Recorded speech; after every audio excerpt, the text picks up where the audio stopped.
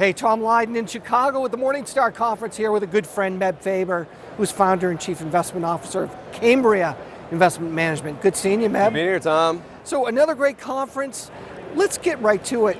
Cap-weighted indices and ETFs, good or bad? What do you think? They're fine, they're just not great. And cap weighting, you go back to the 1970s, like that was indexing, right? John Bogle, Die Hard, Wells Fargo, that was the passive market. And it was a great invention because it was cheap and low turnover. Yeah. But the problem with cap weighting, it has no tether to reality, no tether to fundamentals, so you end up owning expensive stocks. And almost any weighting methodology other than cap weighting beats cap weighting. And if you look globally right now, a good example is US is half the world. But the US is one of the most expensive markets in the world. So you end up putting half of the global, most people in the US put 80% in one of the most expensive markets, and over time, that's a pretty decent drag on performance. Yeah, everybody's talking about, hey, fees are going down, down, down. You can get the S&P 500 for next to nothing.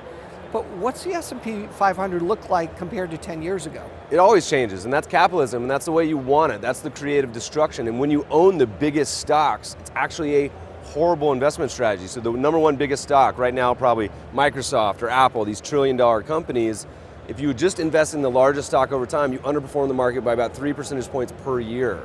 So the problem is by the time these get to be the biggest, they're expensive. So having a value methodology, almost any other methodology would work relative to market cap weighting. So I know you're a big value investor. When you're looking at opportunities today, based on value, where do you see the best opportunities? This is why it's always hard. Value's tough, and it's underperformed in many instances for a while. But if you look globally, it's a lot of scary places. You know, we just added UK. So everyone's scared about Brexit, but their market's half the valuation of the US. Right. A lot of Europe, a lot of Eastern Europe, a lot of emerging Europe, Brazil, Russia, and that's the challenge. You never want to go buy these individual countries because they're risky on their own. Put a basket of about 12 of them together and you end up with a much cheaper portfolio. P ratio of around 12 relative to the US around 30. Yeah, so more than half off, right? Great opportunities. Eventually, as you always say, everything always comes back to the mean. It's just you have to have the time to stick it out, right? We call it one of the biggest valuation spreads in 40 years. The US versus foreign developed, which is reasonable, foreign emerging, which is cheap, and the really cheap stuff, exceptionally cheap. 40 years ago, it was similar spread, but opposite. The US was cheap, and the rest of the world is more expensive, particularly Japan, one of the biggest bubbles we've ever seen at a P ratio of 100. By the way, the largest market cap weighted country in the world at that time, you would have put half your money in Japan at a P ratio of 100. Does that make sense? No. Okay, Cambria's got about 10 different ETFs.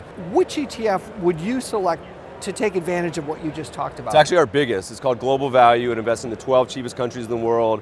A big surprise to a lot of people, there's actually not that much turnover. So when you're sitting at a P ratio of 5 like Russia, you need to triple before you're coming out of that index. And so it's a pretty slow moving, deep value. You mentioned it earlier, needs years to play out. So it's a type of portfolio you can buy, put it away for 10 years, and hopefully do much better than the US. Great story, ticker GVAL, GVAL, right?